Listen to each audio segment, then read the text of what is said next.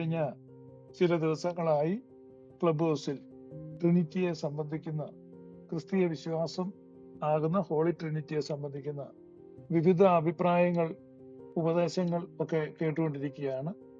Club ഹൗസിലെ അതിജീവിതർ റൂമിലെ പല ആംഗിളിൽ നിന്ന് പല വിശ്വാസധാരയിലുള്ളവർ ഈ വിശ്വാസത്തെ സംബന്ധിച്ച് അനുകൂലിച്ചും പ്രതികൂലിച്ചുമായി സംസാരിച്ചുകൊണ്ട് നിൽക്കുകയാണ്. ഈ സമയത്ത് ക്രിസ്തീയ വിശ്വാസം ആയ ട്രിനിറ്റി, അതേ സംബന്ധിച്ച് സംക്ഷിപ്തമായ ഒരു സംഗ്രഹം അവതരിപ്പിക്കുക എന്നുള്ളതാണ് ഇവിടെ ഉദ്ദേശിക്കുന്നത്. 12 മണിക്കൂർ ദൈർഘ്യമുള്ള ഒരു റൂമിൽ നമ്മൾ ഈ ട്രിനിറ്റി വിശ്വാസം അവതരിപ്പിക്കുമ്പോൾ എന്നെ സംബന്ധിച്ച് നമ്മുടെ ഏറ്റവും അടിസ്ഥാനപരമായ, ഏറ്റവും പ്രധാനപ്പെട്ട വിഷയമാണ്. വളരെയേറെ വാക്കേറ്റവും അസഭ്യവർഷവും എല്ലാം നടക്കുന്ന 12 മണിക്കൂറിനിടയ്ക്കുണ്ട് നമ്മൾ അരമണിക്കൂർ ഈ വിഷയം അവതരിപ്പിക്കുന്നതുകൊണ്ട് ഒരർത്ഥവുമില്ല. അതുകൊണ്ട് ഈ വിഷയം അവതരിപ്പിച്ച് ഈ റൂം അടയ്ക്കുമ്പോൾ ആർക്കെങ്കിലും റീപ്ലേ കേൾക്കണമെങ്കിലും അത് കേൾക്കാം. അതുകൊണ്ടാണ് ഒരു സെപ്പറേറ്റ് റൂം ഇട്ട് ഇത് പറയുന്നത്. കാരണം അവിടെ നിരീശ്വരവാദികളും ക്രിസ്തു വിരോധികളും ഒക്കെയാണ് ട്രിനിറ്റിയെ സംബന്ധിച്ച് ചർച്ച ചെയ്തുകൊണ്ടിരിക്കുന്നത്. അത് അങ്ങേയറ്റം അപഹാസ്യവും തികച്ചും അപലപനീയവുമാണ് എന്നത് പറയാതെ വയ്യ.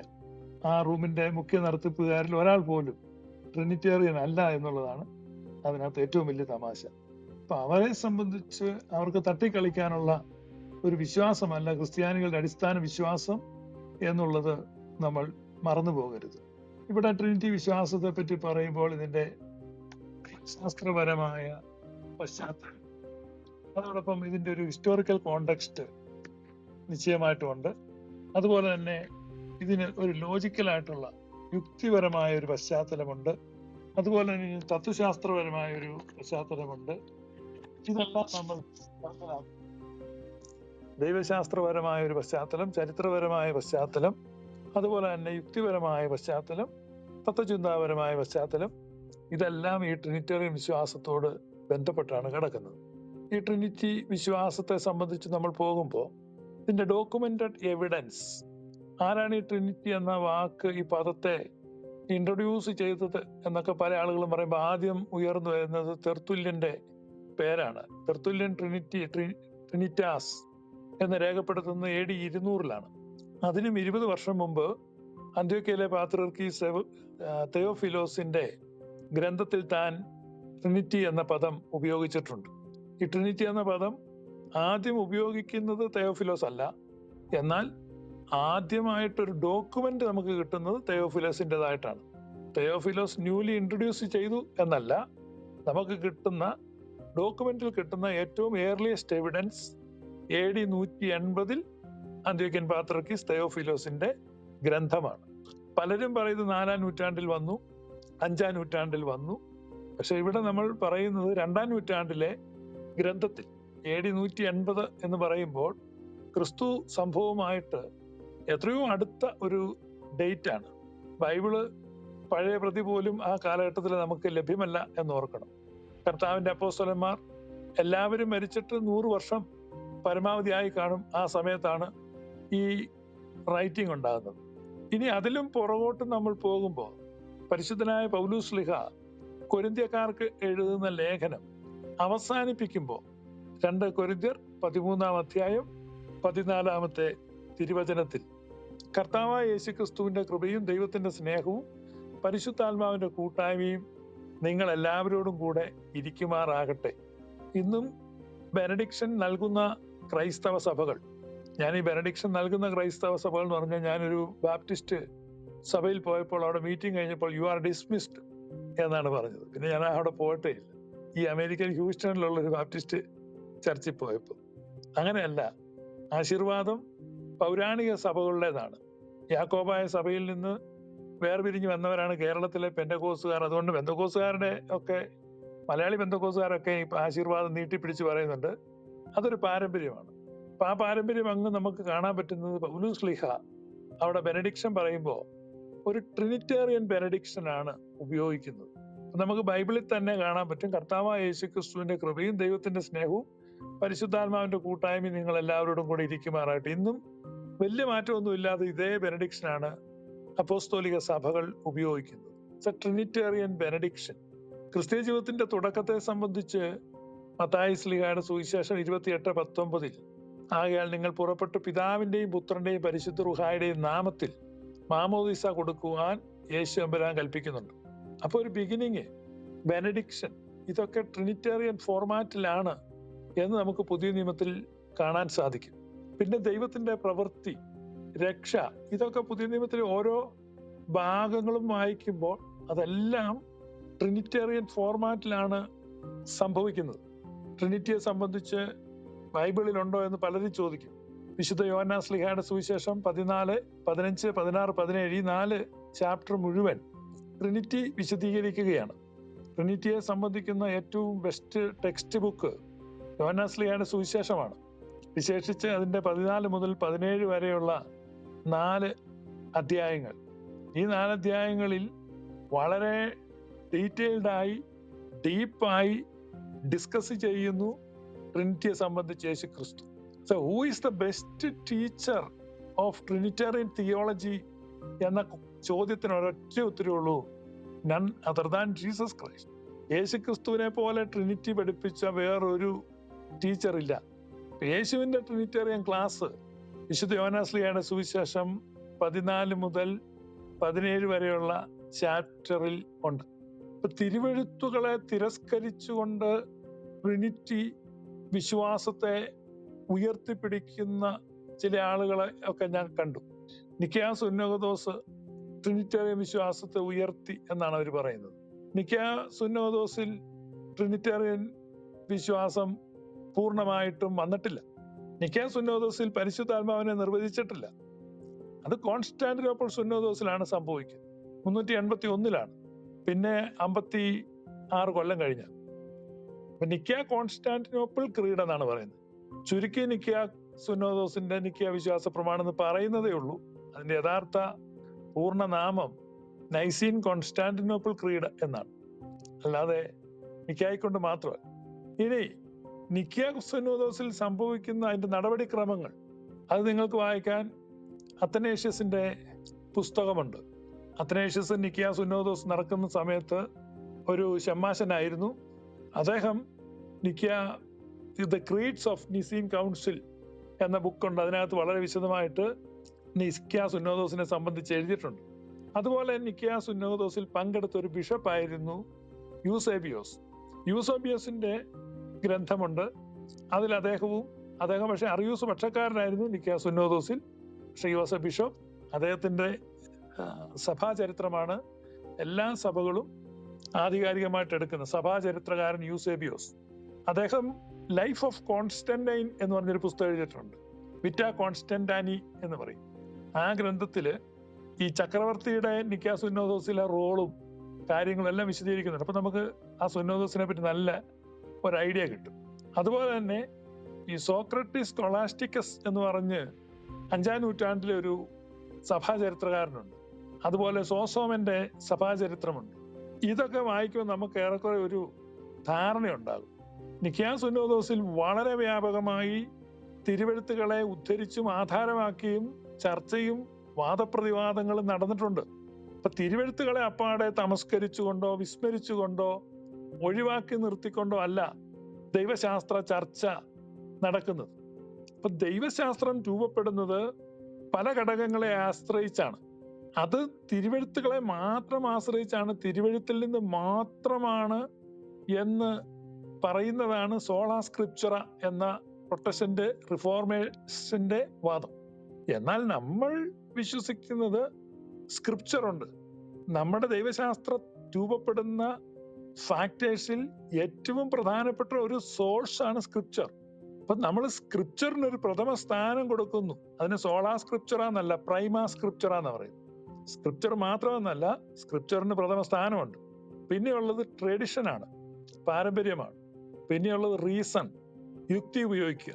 പിന്നെയുള്ളത് എക്സ്പീരിയൻസ്. പിന്നെ ഉള്ളത് റെവലേഷൻ. അപ്പൊ ഇത്രയും ഘടകങ്ങളിലൂടെയാണ്. പിന്നെ കൾച്ചർ ആൻഡ് കോണ്ടെക്സ്റ്റ് അത് നമുക്ക് നിശ്ചയമായിട്ടും എടുക്കാം. അപ്പൊ ഇതെല്ലാം ചേർത്ത് കൾച്ചർ ആൻഡ് കോണ്ടെക്സ്റ്റിന് ശേഷം ഫിലോസഫി. കാരണം ഫിലോസഫിക്കലി ഇത് ബാലൻസ്ഡ് ആകേണ്ടതുണ്ട്. അപ്പൊ നമ്മളൊരു സമഗ്രമായിട്ട് പറഞ്ഞു കഴിഞ്ഞാൽ നമ്മുടെ ദൈവശാസ്ത്രം രൂപപ്പെടുന്നത് scripture, tradition, reason, experience, revelation, culture and context, philosophy and logic. ഇത് എല്ലാം ചേരുമ്പോഴാണ് നമുക്ക് ദൈവശാസ്ത്രം രൂപപ്പെടുന്നത്. അപ്പൊ ചില ആളുകള് സോളാ സ്ക്രിപ്ചറ എന്ന് പറയുന്ന ആളുകള് അവരെ തോൽപ്പിക്കാൻ എന്ന വണ്ണം സ്ക്രിപ്ചറിന് ഒരു പ്രാധാന്യവും ഇല്ല, സ്ക്രിപ്ചർ ഞങ്ങൾ എടുത്തിട്ടേ ഇല്ല, സ്ക്രിപ്ചർ ഇല്ലാതെയാണ് ട്രിനിറ്റി ഉണ്ടായതെന്നൊക്കെ പറയുമ്പം അവരെത്ര വലിയ അബദ്ധമാണ് പറയുന്നത് നിങ്ങൾ ചിന്തിക്കണം. കാരണം സ്ക്രിപ്ചർ എലോൺ എന്ന സ്റ്റാൻഡിനെയാണ് നമ്മൾ എതിർക്കുന്നത്, അല്ല സ്ക്രിപ്ചറിനെ അല്ല. കാരണം സ്ക്രിപ്ചർ സഭയുടേതാണ്. സഭയിൽ ഇന്നും പ്രഥമ സ്ഥാനത്ത്. ഇപ്പൊ സുറിയാനി സഭയെ സംബന്ധിച്ച് നോക്കിയാൽ വിശുദ്ധ മദ്ബഹായിലിയ സമീപകാലത്താണ് ഈ വാർദ്ധക്യത്തിലുള്ള പുരോഹിതന്മാർക്കൊക്കെ ഇരിക്കാനുള്ള സംവിധാനം ഉണ്ടായത്. എൻ്റെ ഒന്നും ചെറുപ്പത്തിൽ അങ്ങനെ സംവിധാനമില്ല. വിശുദ്ധ മദ്ബഹായിൽ ഒരു പീഠം ഉണ്ടെന്ന് പറഞ്ഞാൽ അത് ഏവങ്കേലിയന് മാത്രമാണ്. അത്ര പ്രാധാന്യമാണ് തിരുവെഴുത്തിന് കൊടുക്കുന്നത്. കാറിന്റെ ബൂട്ടിലും പാസ്റ്ററുടെ കക്ഷത്തിലും ഒന്നും പഴയ കാലത്ത് തിരുവെഴുത്തുകൾ വെക്കില്ല. തിരുവെഴുത്തുകൾ സൂക്ഷിക്കുന്ന സ്ഥലമുണ്ട്. അത് യഹൂദന്മാരുടെ ഒരു പാരമ്പര്യമാണ്. നസറേത്തിലെ പള്ളിയിൽ യേശു പ്രസംഗിക്കാൻ എഴുന്നേറ്റ് നിൽക്കുമ്പോൾ തിരുവെഴുത്തുകളെ സൂക്ഷിക്കുന്ന വ്യക്തി ആ ഭദ്രമായി സൂക്ഷിച്ചിരിക്കുന്ന സ്ഥലത്ത് നിന്ന് ഒരു സ്ക്രോൾ എടുത്തുകൊണ്ട് കൊടുക്കുകയാണ്. ഇന്ന് നിങ്ങൾക്കറിയാം, ഈ യാക്കോബായ പാരമ്പര്യത്തിലൊക്കെ ബൈബിൾ വായിക്കുമ്പോൾ അതിനെ മുത്തിയിട്ടാണ് തുറക്കുന്നത്. എന്നിട്ട് ഭയഭക്തി, ബഹുമാന, അത്യാദരവുകളോടെ അത് വായിച്ചിട്ട് അടച്ചു വെക്കുക. തിരുവെഴുത്തുകൾ ഒരിക്കലും നമ്മുടെ വിശ്വാസത്തിനോ ദൈവസങ്കല്പത്തിനോ എതിരല്ല. തിരുവെഴുത്തുകളെ യുക്തമായി ഗ്രഹിക്കുകയും കൃത്യമായി വിവേചിച്ച് വ്യാഖ്യാനിക്കുകയും ചെയ്യണം. അതാണ് പ്രശ്നം. അത് നമുക്ക് മറ്റൊരു വിഷയമാണ്, ഞാനിപ്പോൾ അതിലേക്ക് പോകുന്നില്ല. ഇപ്പൊ കഴിഞ്ഞ ദിവസങ്ങളിൽ അവതരിപ്പിച്ച അവതാരകരുടെ ആവേശം കൊണ്ട് പലരും ബൈബിളിനെ ഒഴിവാക്കിയിട്ടാണ് ട്രിനിറ്റി വന്നത്, ബൈബിളിൽ ട്രിനിറ്റി ഇല്ല എന്നൊക്കെ പറയുന്നു. ട്രിനിറ്റേറിയൻ തിയോളജി വികസിച്ച് വന്നിരിക്കുന്നതന്നെ. ഞാൻ പറഞ്ഞ് നമ്മുടെ തിയോളജി എപ്പോഴും എന്താണ്? ചലനാത്മകമാണ്, പുരോഗമനാത്മകമാണ്, അത് വൈബ്രന്റ് ആണ്, ഇവോൾവിംഗ് ആണ്. അപ്പൊ ഒരിക്കലും അതിന്റെ ആദ്യകാലത്തെ ആ സ്ഥിതിയിലല്ല, കൂടുതലായിട്ട് അത് വികാസം പ്രാപിച്ചിട്ടുണ്ട്. ഇതെല്ലാം ബൈബിളിൽ അതേപടി ഉണ്ടോ എന്ന് ചോദിച്ചാൽ അതേപടി ബൈബിളിൽ കാണാൻ കഴിയില്ല. ഇപ്പൊ DNA കാണാൻ പറ്റും. DNA എന്ന് പറഞ്ഞാൽ ഒരു മുടിനാരിഴ കിട്ടിയാൽ മതി, അതിൽ നിന്ന് DNA, ഒരു വ്യക്തിയുടെ DNA എടുക്കാൻ പറ്റും. അതുപോലെ ക്രിസ്തീയ വിശ്വാസം, ട്രിനിറ്റേറിയൻ തിയോളജിയുടെ DNA നമുക്ക് ബൈബിളിൽ കാണാൻ പറ്റും, ഇല്ല എന്ന് പറയാൻ പറ്റില്ലല്ലോ. അതല്ല ഞാനിപ്പോ ട്രിനിറ്റേറിയൻ ബെനഡിക്ഷൻ വായിച്ചത്, മാമോദിസയ്ക്കുള്ള മാർഗനിർദ്ദേശം വായിച്ചത്, അതുപോലെ FS ലേഖനം വായിക്കുമ്പോൾ ക്രിസ്ത്യൻ ലൈഫ്, ഡിവൈൻ റെവലേഷൻ, ഇതെല്ലാം ട്രിനിറ്റേറിയൻ ഫോർമാറ്റിൽ നമുക്ക് കാണാൻ പറ്റും. അപ്പൊ അതുകൊണ്ട് നമ്മൾ മനസ്സിലാക്കേണ്ടത്, നിശ്ചയമായിട്ടും നമ്മുടെ ദൈവശാസ്ത്രം രൂപപ്പെടുന്നതിൽ അദ്വിതീയമായ ഒരു സ്ഥാനം, ഒരു പങ്ക് തിരുവെഴുത്തുകൾ കൊണ്ട്, തിരുവെഴുത്തുകൾ മാത്രം എന്നുള്ള ശാഠ്യ നിലപാടിനോടാണ് നമ്മൾ വിയോജിക്കുന്നത്, അല്ലാതെ തിരുവെഴുത്തുകളെ തള്ളിക്കളഞ്ഞിട്ടല്ല. അത് ഞാൻ സന്ദർഭവശാൽ പറഞ്ഞു എന്നേ ഉള്ളൂ. ഇവിടെ ദൈവം ആത്മാവാകും, ഗോഡ് ഈസ് സ്പിരിറ്റ്. പിന്നെ മറ്റൊരു സ്റ്റേറ്റ്മെന്റ്, ഗോഡ് ഈസ് ലവ്, ദൈവം സ്നേഹമാകുന്നു. ദൈവം ആത്മാവാകുന്നു, ദൈവം സ്നേഹമാകുന്നു. പുതിയ നിയമത്തിൽ നമ്മൾ കാണുന്ന രണ്ട് സ്റ്റേറ്റ്മെന്റാണ്. ഗോഡ് ഈസ് ഹോളി, ദൈവം പരിശുദ്ധനാകുന്നു. So God is spirit, so he is holy, so God is holy spirit. ദൈവം പരിശുദ്ധ ആത്മാവാകുന്നു. സുറിയാനി സഭയുടെ ഉപദേശത്തിൽ പറയുന്നത് അത്തരത്തിലുള്ള 3 ആത്മാക്കളാണ്. 3 പരിശുദ്ധാത്മാവിനെ നമുക്ക് കാണാൻ പറ്റും. 3 ഹോളി സ്പിരിറ്റ്. അതിൽ ഒരു ഹോളി സ്പിരിറ്റിനെ ഫാദർ എന്ന് വിളിക്കുന്നു, മറ്റൊരു ഹോളി സ്പിരിറ്റിനെ സൺ എന്ന് വിളിക്കുന്നു, മറ്റൊരു ഹോളി സ്പിരിറ്റിനെ ഹോളി സ്പിരിറ്റ് എന്ന് വിളിക്കുന്നു. 3ഉം ഹോളി സ്പിരിറ്റ് ആണ്. അത് തമ്മിൽ വ്യത്യാസമില്ല, വ്യതിരിക്തത മാത്രമാണുള്ളത്. 3 വ്യതിരിക്ത ആത്മാക്കൾ, 3 ന്യൂമാകൾ എന്ന് സുറിയാനി പറയും. അവരുടെ റിലേഷൻഷിപ്പിനെ കാണിക്കുകയാണ്. ചില ആളുകൾ പറയും തൃത്വത്തിൽ മൂന്നാമനായ പരിശുദ്ധാത്മാവ്. അത് ട്രിനിറ്റേറിയൻ തിയോളജിക്ക് ഘടകവിരുദ്ധം അത്തരത്തിലുള്ള പ്രയോഗം. കാരണം തൃത്വത്തിൽ രണ്ടാമനും മൂന്നാമനും ഇല്ല. അതുകൊണ്ട് നിങ്ങൾ പുത്രൻ തമ്പുരാനെ പറ്റി പറയുകയാണെങ്കിൽ തൃത്വത്തിൽ ഒരുവനായ പുത്രൻ എന്ന് വേണം പറയാൻ. പരിശുദ്ധാത്മാവിനെ പറ്റി പറയാണ് തൃത്വത്തിൽ മൂന്നാമനായ പരിശുദ്ധാത്മാവല്ല, തൃത്വത്തിൽ ഒരുവനായ പരിശുദ്ധ റൂഹ. അപ്പൊ ഈ പിതാവും പുത്രനും പരിശുദ്ധാത്മാവും മുകളിൽ നിന്ന് താഴോട്ട് ഒരു നേർരേഖയിൽ ഇരിക്കുകയല്ല, പൊസിഷനലി. പുത്രന്റെ മുകളിൽ പിതാവ്, പുത്രന്റെ താഴെ പരിശുദ്ധാത്മാവ്, അങ്ങനെ ഒരു ഹൈറാർക്കിയിൽ ഇരിക്കുകയല്ല. മറിച്ച് ഒരു വൃത്തം സങ്കല്പിക്കൂ. ഒരു വൃത്തത്തിൽ കുറെ ആളുകൾ നിൽക്കുകയാണെങ്കിൽ ഒന്നാമൻ ആരാണ്, രണ്ടാമൻ ആരാണ് നിങ്ങൾക്ക് പറയാൻ കഴിയില്ല. കാരണം അവർ സമൃദ്ധ രൂപത്തിലാണ് നിൽക്കുന്നത്. എല്ലാവരും ആ വൃത്തത്തിലാണെന്നേ പറയാൻ പറ്റുള്ളൂ. ആരും ആർക്കും മുമ്പിലല്ല, ആരും ആർക്കും പുറകിലുമല്ല. ഈ അടുത്ത കാലത്ത് ഒരു മലയാള സിനിമ ഇറങ്ങി, സ്ഥാനാർത്ഥി ശ്രീകുമാർ എന്നാണെന്ന് തോന്നുന്നു അതിന്റെ പേര്, ഓർക്കുന്നില്ല. അതിനകത്ത് മുൻബെഞ്ചിലും പിൻബെഞ്ചിലും ഇരിക്കുന്നവർക്ക് അനുഭവിക്കുന്ന വിവേചനം ആയിരുന്നു പ്രമേയം. ആ സിനിമ കണ്ട് ഇൻസ്പയർഡായി തമിഴ്നാട്ടിലെ മന്ത്രി തമിഴ്നാട്ടിലെ സ്കൂളുകളിൽ പല സ്ഥലത്തും അങ്ങനെ മുൻബെഞ്ചും പിൻബെഞ്ചും ഇല്ലാതെ വൃത്തത്തിൽ കുട്ടികളെ ഇരുത്താൻ നിർദ്ദേശിച്ചതായിട്ട് പത്രത്തിൽ കണ്ടു വാർത്ത. അപ്പൊ വൃത്തത്തിൽ നിൽക്കുന്ന ആളുകളിൽ ഒന്നാമനും ഒടുക്കത്തവനും ഇല്ല, 1, 2, 3 പൊസിഷനൊന്നും ഇല്ല. അപ്പൊ അതുകൊണ്ട് പിതാക്കന്മാർ ട്രിനിറ്റി അവതരിപ്പിക്കുമ്പോൾ ഇവര് മൂന്നും ഒരു വൃത്തത്തിലാണ് നിൽക്കുന്നത് എന്ന് സങ്കല്പിച്ചു. അപ്പൊ ഇത് പറയുമ്പോ 3 പേര് ഒരു വട്ടത്തിനകത്ത് ഇങ്ങനെ നിൽക്കുന്നു എന്ന് ചിന്തിക്കരുത്. അവരുടെ ബന്ധം, സ്ഥാനം, സമത്വം ഇതിനെ ഗ്രഹിക്കാൻ വേണ്ടി വൃത്തത്തിലാണെന്ന് പറയാണ്. ഒരു വൃത്തത്തിൽ എന്ത് ചെയ്യാണ്? കുത്തിയിരിക്കുകയല്ല, ആ വൃത്തത്തിൽ അവർ ആനന്ദ നൃത്തം ചവിട്ടുകയാണ്. അതുകൊണ്ടാണ് പെരികൊറേസിസ് എന്ന് ഗ്രീക്കിൽ പറയും. പെരികൊറോസിസ്. ഈ കോറോസിസ് എന്ന വാക്ക് അത് ഗ്രീക്ക് പദത്തിൽ നിന്നാണ്. ഈ കോറിയോഗ്രാഫി, നിങ്ങൾക്കറിയാം കോറിയോഗ്രാഫി, സിനിമയിലൊക്കെ കോറിയോഗ്രാഫി എന്ന് പറഞ്ഞാൽ നൃത്ത സംവിധാനം. ഇപ്പൊ കോറിയോ എന്ന് പറഞ്ഞാൽ നൃത്തമാണത്. പെരി എന്നൊരു വാക്കുണ്ട്, പെരിമീറ്റർ എന്ന വാക്ക് നിങ്ങൾക്ക് പരിചയമുണ്ട്, ചുറ്റളവ്. അത് വൃത്തത്തെ സൂചിപ്പിക്കുന്നതാണ്. അപ്പൊ പെരികൊറോസിസ് എന്ന് പറഞ്ഞാൽ വൃത്തത്തിൽ നൃത്തം ചെയ്യുന്നു. അപ്പോൾ പിതാവിന്റെയും പുത്രന്റെയും പരിശുദ്ധാത്മാവിന്റെയും വൃത്ത നർത്തനമാണ് അവിടെ പറയുന്നത്, ചലനാത്മകമാക്കുന്നത്, ജീവസുറ്റതാക്കുന്നത്. അപ്പൊ പിതാവിന്റെയും പുത്രന്റെയും പരിശുദ്ധ റൂഹായുടെയും സ്നേഹാതിരേകത്തിലുള്ള നൃത്തം, ദൈവം സ്നേഹമാകുന്നു. ആ നൃത്തത്തിൽ നിന്ന് പുറപ്പെടുന്ന എനോർമസ് എമൗണ്ട് ഓഫ് എനർജി, അത് സ്നേഹമാണ്. ആ എനർജിയുടെ പ്രവാഹമാണ് ദ ഹോൾ യൂണിവേഴ്സ്, മുഴുവൻ യൂണിവേഴ്സും. ആ എനർജിയിൽ കുറച്ചെന്തായി മാറുന്നു? മാറ്ററായി മാറുന്നു. അപ്പൊ ഊർജവും സൗന്ദര്യവും, അതിനെയാണ് ശക്തി സൗന്ദര്യം എന്ന് പറയുന്നത്. ശക്തി സൗന്ദര്യം, ഊർജവും സൗന്ദര്യവും ധിഷണയും ചേരുന്നു. എനർജി, ബ്യൂട്ടി ആൻഡ് ഇന്റലിജൻസ്, ശക്തിയും സൗന്ദര്യവും ധിഷണയും ഒത്തുചേരുന്നു. അപ്പൊ ദൈവം ആരാണ്? അപ്പൊ ദൈവത്തിന്റെ ആ സ്നേഹ പ്രകടനത്തിൽ നിന്ന് പുറപ്പെടുന്ന അതിശക്തമായ ഊർജപ്രവാഹമാണ് ഈ പ്രപഞ്ചത്തെ രൂപീകരിച്ചിരിക്കുന്നത്, അതിനെ താങ്ങി നിർത്തിയിരിക്കുന്നത്. ഇതിനെ ഗ്രഹിച്ചറിയുന്ന ശിഷ്യൻ എഴുതുകയാണ്, ഗോഡ് ഈസ് ലവ്, ദൈവം സ്നേഹമാകുന്നു. സെയിന്റ് അഗസ്റ്റിൻ ഇതിനെക്കുറിച്ച് നൽകുന്ന വിശദീകരണം, സെയിന്റ് അഗസ്റ്റിന്റെ ദ ട്രിനിറ്റി എന്നൊരു ബുക്കുണ്ട്. അഗസ്റ്റിൻ വളരെ വിശദമായിട്ട് ട്രിനിറ്റിയെ സംബന്ധിച്ച് അദ്ദേഹത്തിന്റെ കാഴ്ചപ്പാടുകൾ തത്വചിന്താപരമായിട്ടൊക്കെ അത് it is hard to read കേട്ടോ, അത് അത്ര എളുപ്പമല്ല വായിച്ച് ഗ്രഹിക്കാൻ. എന്നാൽ മനോരമയും വനിതയും വായിക്കുന്ന പോലെ ലാഘവത്തോടെ വായിച്ചു കളയാന്നോർത്ത് നിങ്ങൾ എടുത്താൽ അത്ര ഈസി അല്ല. പക്ഷേ it is not impossible to read and grasp. You can try. അത് നെറ്റിൽ ഫ്രീ ആയിട്ട് കിട്ടും എന്നാണ് ഞാൻ കരുതുന്നത്. പിന്നെ ഞാൻ പറയാം, അല്പം ഹാർഡാണ് വായിക്കാൻ. അപ്പൊ അദ്ദേഹം പറയുന്നുണ്ട്, സ്നേഹം എന്ന് പറയുമ്പോൾ അതിലൊരു സ്നേഹഭാജനം വേണം. ദൈവം സ്നേഹമുള്ളവനാകുന്നു എന്നല്ല പറഞ്ഞത്. ദൈവം സ്നേഹമുള്ളവനാകുന്നു എന്ന് പറഞ്ഞാൽ ആ വയറിൽ എന്തുണ്ട്? കറണ്ട് ഉണ്ട്, പൊട്ടിക്കിടക്കുകയാണ് ലൈംഗമ്പി, സൂക്ഷിക്കണം. ആ ലൈംഗമ്പിയിൽ എന്തുണ്ട്? കറണ്ട് ഉണ്ട്. അപ്പൊ ആ വയറ് കറണ്ട് ഉള്ളതാകുന്നു, പവർ സപ്ലൈ ഉള്ളതാകുന്നു. ആരെങ്കിലും തൊട്ടാലേ ആ കറണ്ട് അതിൽ നിന്ന് പ്രവഹിക്കത്തുള്ളൂ. ആരെങ്കിലും തൊടുന്നവരെ ഒരു കുഴപ്പമില്ല. അപ്പൊ ഈ കറണ്ട് അടിക്കണമെങ്കിൽ ആരെങ്കിലും തൊടണം. അതുപോലെ ദൈവം സ്നേഹമുള്ളവനാകുന്നു. ആരെങ്കിലും പറ്റിയ ആള് എന്നാൽ സ്നേഹിക്കും. ഇതാണ് ഒരുപാട് ആളുകളുടെ അണ്ടർസ്റ്റാൻഡിങ്. വേറെ ചില ആളുകളുടെ അണ്ടർസ്റ്റാൻഡിങ്ങിൽ ദൈവം കുറച്ചൊക്കെ സ്നേഹമുള്ളവനാകുന്നു. അങ്ങനെയല്ല, ദൈവം സ്നേഹം തന്നെ. ദൈവം സ്നേഹമാകുന്നു എന്ന് എഴുതിയിട്ട് തൃപ്തി പോരാഞ്ഞിട്ട് യോഹന്നാൻ ശ്ലീഹ എഴുതി വെക്കുക, ദൈവം സ്നേഹം തന്നെ. The very essence of God itself is love.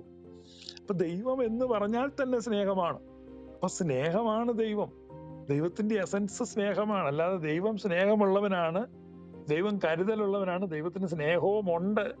ഇപ്പൊ ഈ ക്ലബ് ഹൗസ് കഴിഞ്ഞ 5 വർഷമായിട്ട് ഞാൻ നടത്തിയിട്ടുള്ള യുദ്ധങ്ങളിൽ ഏറ്റവും കൂടുതൽ യുദ്ധം നടത്തിയത് ഇതാണ്. ദൈവത്തിന് സ്നേഹം മാത്രമല്ല ഉള്ളത്, കോപവും കൂടെ ഉണ്ട്, നീതിയുണ്ട്. ഇങ്ങനെയൊക്കെ പല ആളുകളും വരുന്നുണ്ട്.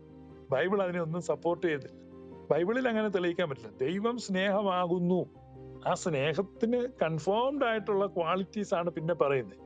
ദൈവം വിശുദ്ധനാകുന്നു, ദൈവം ആത്മാവാകുന്നു. അപ്പൊ ഗോഡ് ഈസ് ലവ് എന്ന് പറയുമ്പോൾ എന്നാണ് ദൈവം സ്നേഹമാകുന്നത്? ദൈവം സ്നേഹമായി തീർന്നു. God became love. നോ.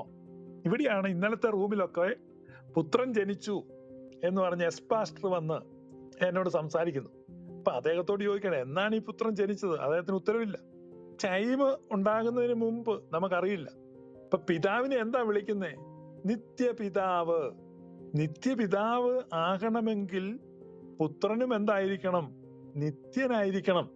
പിതാവിന് കുറെ കഴിഞ്ഞൊരു പുത്രൻ ഉണ്ടായിട്ട് പിതാവാകുകയാണെങ്കിൽ പിതാവ് നിത്യപിതാവല്ല. പണ്ട് പുള്ളി സിംഗിൾ ആയിരുന്നു. പിന്നെ ലേറ്റർ പോയിന്റിൽ he became a father. Then he is not qualified to be non as everlasting father, eternal father. No, he is not an everlasting father. At certain point of time he became a father. അപ്പൊ പിതാവ് നിത്യപിതാവാകണമെങ്കിൽ പുത്രൻ നിത്യപുത്രനായിരിക്കണം. അപ്പൊ പരിശുദ്ധാത്മാവോ? പരിശുദ്ധാത്മാവ് നിത്യാത്മാവാണെന്ന് എബ്രായ ലേഖനം 7-ാം അധ്യായത്തിൽ രേഖപ്പെടുത്തിയിരിക്കുന്നു. അപ്പൊ നിത്യാത്മാവ്, നിത്യപിതാവ്, നിത്യപുത്രൻ. അപ്പൊ നിത്യപുത്രനും നിത്യാത്മാവും നിത്യപിതാവും ചേർന്ന് നിത്യമായി നിലനിൽക്കുന്നു, ട്രിനിറ്റി. അപ്പൊ ഈ 3 ന്യൂമാകളും നിത്യരാണ്. അതുകൊണ്ട് അവരെ വിളിക്കുന്ന തിയോളജിക്കൽ ടേമാണ് സമനിത്യർ. ഇംഗ്ലീഷിൽ പറഞ്ഞ കോ ഇറ്റേണൽ. അപ്പൊ സമനിത്യരായ 3 ന്യൂമാകൾ. ഇനി അടുത്തത്, പിതാവിനെ എല്ലാവരും ബഹുമാനിക്കുന്നു, അതുപോലെ തന്നെ പുത്രനെയും ബഹുമാനിക്കണം എന്നാരിച്ചിരിക്കുന്നു? പിതാവ് ഇച്ഛിക്കുന്നു. അപ്പൊ പിതാവിനെ എല്ലാവരും ബഹുമാനിക്കുന്നില്ല. എങ്ങനെയാണ് ആദരിക്കുന്നത് പിതാവിനെ? എങ്ങനെയാണ് ആരാധിക്കുന്നത് പിതാവിനെ? എങ്ങനെയാണ് സ്തുതിക്കുന്നത് പിതാവിനെ? അങ്ങനെ തന്നെ പുത്രനും ആരാധിക്കപ്പെടണം, ആദരിക്കപ്പെടണം, ബഹുമാനിക്കപ്പെടണം, സ്തുതിക്കപ്പെടണം. അവിടെ ഒരു ഇക്വാളിറ്റിയാണ്. ആ ഇക്വാളിറ്റിയെ ദൈവശാസ്ത്രപരമായിട്ട് വിളിക്കുന്നതാണ് axiological equality. ആക്സിയോളജിക്കലി they are equal, they three are equal. അതുകൊണ്ടാണ് സ്തുതിക്കുമ്പോൾ പിതാവിനും പുത്രനും പരിശുദ്ധ റൂഹായിക്കും സ്തുതി. അവിടെ ഏറ്റക്കുറച്ചിലില്ല. പിതാവിനും പുത്രനും, പിതാവിനൊരു സ്തുതി, പുത്രനൊരു സ്തുതി, പരിശുദ്ധാത്മാവിന് പിന്നൊരു സ്തുതി. അങ്ങനെയല്ല. അത് നമ്മുടെ പൗരസ്ത്യ സഭയുടെ പൂർവിക പാരമ്പര്യമല്ല. ഇപ്പൊ വളരെ പ്രസിദ്ധമായ ഒരു പാട്ടുണ്ട്, ദൈവപിതാവെ അങ്ങയെ ഞാൻ ആരാധിക്കുന്നു. അടുത്ത 2-ാം ഘട്ടത്തിൽ യേശുവേ നാഥ അങ്ങയെ ഞാൻ ആരാധിക്കുന്നു. 3-ാമത് പാവനാത്മാ അങ്ങയെ ഞാൻ ആരാധിക്കുന്നു. I don't like that song. കാരണം അത് ട്രിനിറ്റിയെ വിഭജിച്ചിട്ടാണ് ആരാധിക്കുന്നത്. വിഭജിച്ചുകൂടാ. നിങ്ങളിപ്പോ എന്നോട് തർക്കിക്കാൻ വരും, കുഴപ്പമില്ല, അതിനെന്നാ കുഴപ്പം? ഞാനും അത് ആസ്വദിച്ചിരുന്ന ഒരു കാലഘട്ടത്തിൽ എന്റെ ചിന്ത മാറിയ ഒരു സന്ദർഭം ഉണ്ടായി. അത് സംഭവിക്കുന്നത് 2013-ലാണ്. ഞാൻ പോകുന്ന പെന്തക്കോസ് കൂട്ടായ്മയില് ഈ കർത്തൃമേശ നടത്തും. കർത്തൃമേശ കഴിഞ്ഞാൽ ഉടൻ സ്തോത്രകാഴ്ചയാണ്. കർത്തൃമേശയ്ക്കും സ്തോത്രകാഴ്ചയ്ക്കും ഇടയിൽ സഹോദരന്മാർ തമ്മിൽ അന്യോന്യം ചുംബനവും സഹോദരിമാർ തമ്മിൽ അന്യോന്യം ചുംബനവുമുണ്ട്. ഹോമോസെക്ഷൽ ഹഗിങ് ആൻഡ് കിസ്സിങ് എന്നാണ് അതിന് പറയുന്നത്. അങ്ങനെ പറ്റത്തുള്ളൂ. അപ്പൊ അങ്ങനെ ഒരു പരിപാടിയുണ്ട്. അത് കഴിഞ്ഞിട്ട് ഈ സ്തോത്രാഴ്ച എടുക്കും. അപ്പൊ ഈ സ്തോത്രാഴ്ച എന്ന് പറഞ്ഞാൽ കാണിക്കപ്പിരിവാണ്. ഈ കാണിക്കപ്പിരിവ് നടക്കുന്ന സമയത്ത് ഒരു പാട്ട് പാടും. അന്ന് ഇവിടെ ഞാൻ പോകുന്ന ആ കൂട്ടായ്മയിൽ 10-15 പേരുണ്ട് പാട്ട് പാടാൻ. മ്യൂസിക്കൽ ഇൻസ്ട്രുമെന്റ് എല്ലാം വെച്ച് അവർ പാടുകയാണ്. അന്ന് ഈ പാടിക്കൊണ്ടിരിക്കുന്നവര് ദൈവപിതാവെ എന്നുള്ള പാട്ടാ പാടി. ദൈവപിതാവെ അങ്ങയെ ഞാൻ ആരാധിക്കുന്നു, സ്തുതിക്കുന്നു. അപ്പൊ ഈ സ്തോത്രാഴ്ച സഞ്ചി ഇങ്ങനെ സഞ്ചരിച്ചുകൊണ്ടിരിക്കുകയാണ്. സഞ്ചി സഞ്ചരിക്കുന്ന കൂടെ വേറൊരാളും സഞ്ചരിക്കുന്നുണ്ട് കേട്ടോ. സഞ്ചി അന്തരീക്ഷത്തിൽ കൂടെ പോകത്തില്ല. സഞ്ചി ഇങ്ങനെ പോകുന്നു. പാസ്റ്ററുടെ കണ്ണ് സഞ്ചിയിലാണ്. സഞ്ചിയെ പിടിച്ചിരിക്കുന്ന ആളെ ഒന്നും നോക്കത്തില്ല. അപ്പൊ സഞ്ചി ഇങ്ങനെ ആളുകളുടെ ഇടയിൽ കൂടെ പോകുന്നു. കറങ്ങി അടിച്ച് സഞ്ചി തിരിച്ച് വന്നു. ഇതാണ് ലക്ഷ്യം.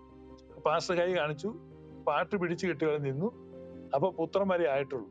ഞാൻ ഈ പാട്ട് ആസ്വദിച്ചുകൊണ്ട് അവിടെ നിൽക്കുക. പെട്ടെന്ന് ഞാനങ്ങ് വിഷമിച്ചു പോയി. പരിശുദ്ധാത്മാവിനെ ആരാധിച്ചില്ല. Who curse?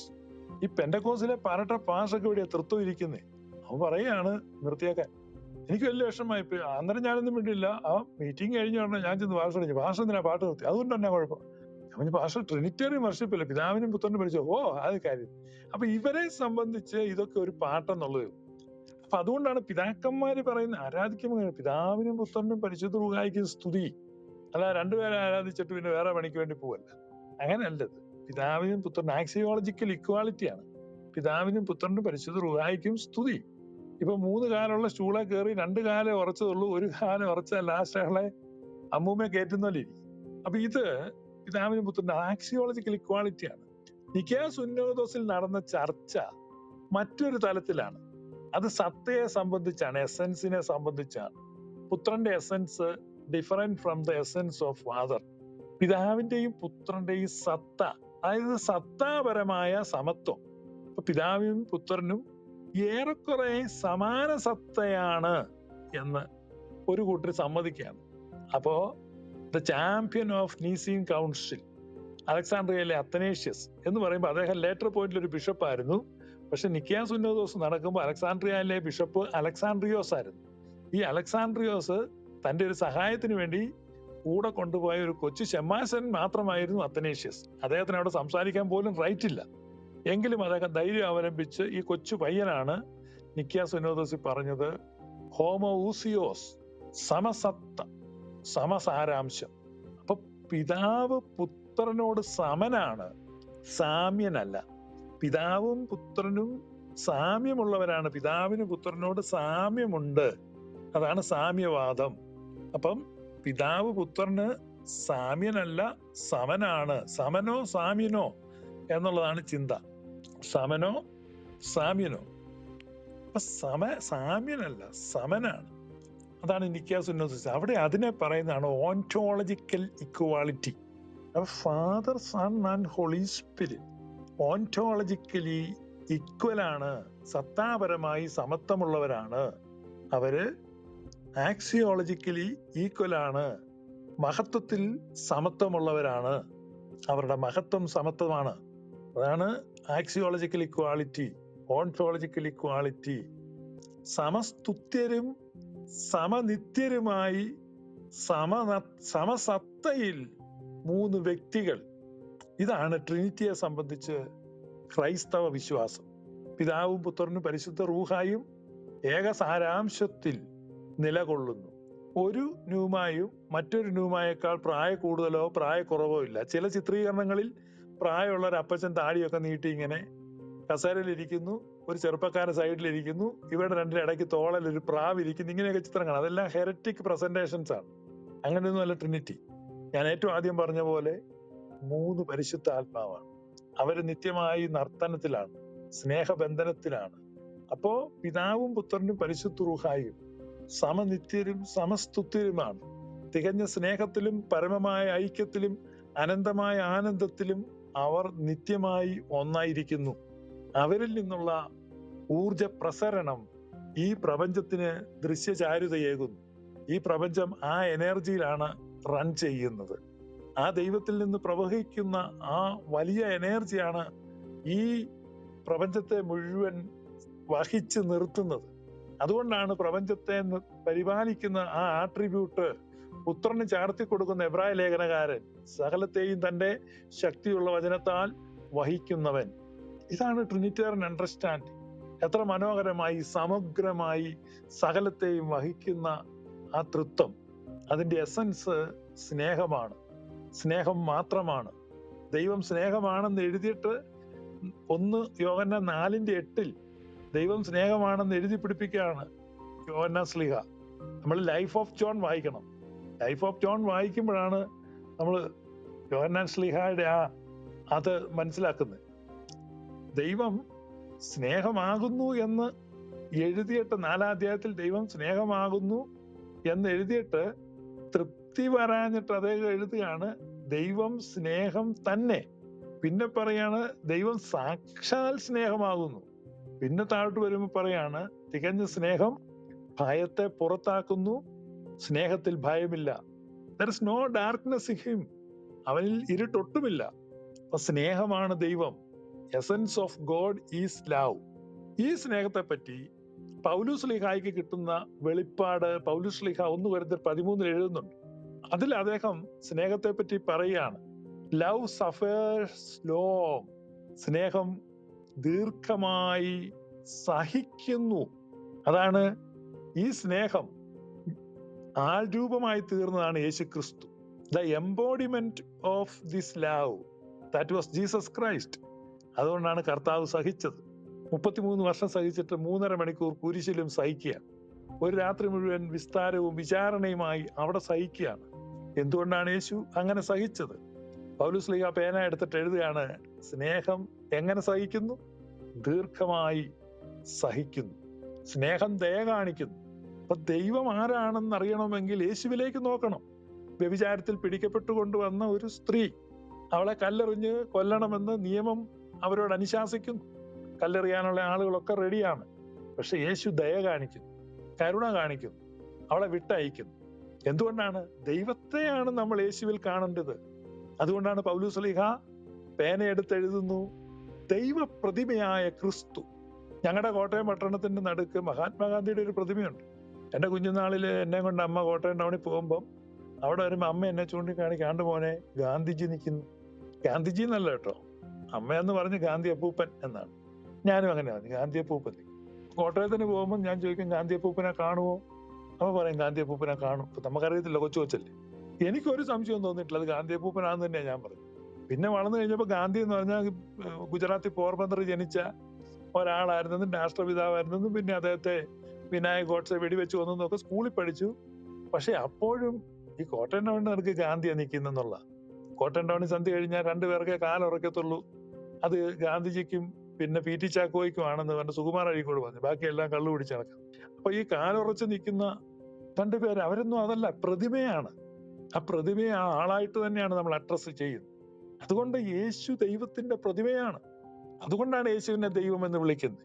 അല്ലാതെ ഈ 6 അടി വലിപ്പത്തിൽ പാലസ്തീനിലൂടെ നടന്ന ആ മനുഷ്യരൂപം ഈ പ്രപഞ്ചത്തെ മുഴുവൻ താങ്ങുന്ന ആ ദൈവം എന്ന സെൻസിലല്ല. അത് ദൈവമാണ്, ദൈവ പ്രതിമയാണ്. അതുകൊണ്ടാണ് യേശു പറഞ്ഞത്, എന്നെ കണ്ടവൻ പിതാവിനെ കണ്ടിരിക്കുന്നു.